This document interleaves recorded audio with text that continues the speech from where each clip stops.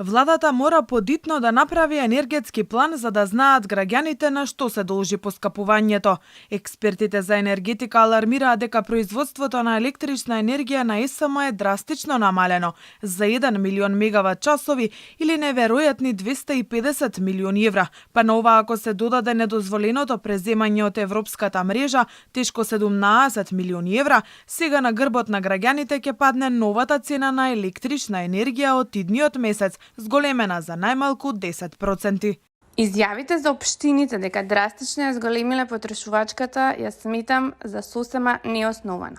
Никаде не видов кој временски период тоа се случувало и кои се тие општини кои се снабдуваат со регулирани цени. Да напоменам дека се работи само за улично осветлување, што значи требало да се вратиме на реалниот проблем, а тоа е потфрлување на производството на ЕСМ, а не барајки кривец во општините. Договарање во 4 очи за сите набавки, ископи и слично секако не внесуваат надеж и не најдуваат на одобрување од граѓаните. Дека производството на ЕСМ е драстично намалено, не крие ниту регулаторот. Председателот Марко Бислимовски, иако ја оценува ситуацијата како исклучително тешка, Електрани на Македонија вели како знае и умее ќе треба да обезбеди 100% од потребната електрична енергија на регулираниот пазар.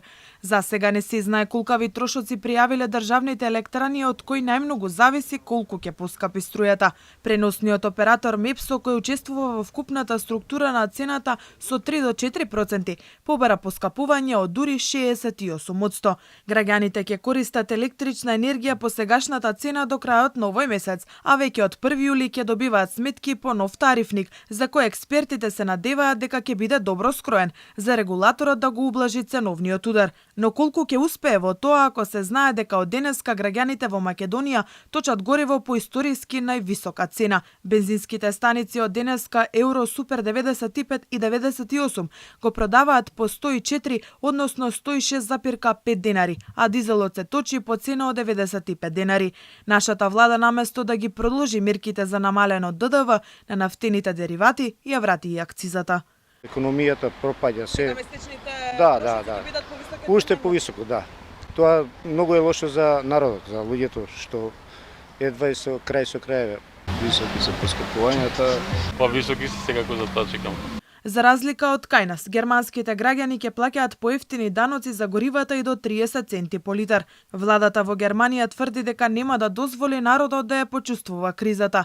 Со тоа практично литар гориво ќе има иста цена и во Македонија и во Германија. Во регионот, соседна Србија го продолжи ограничувањето на цената на нафтените деривати до крајот на јуни, за како што велат да се помогне на животниот стандард.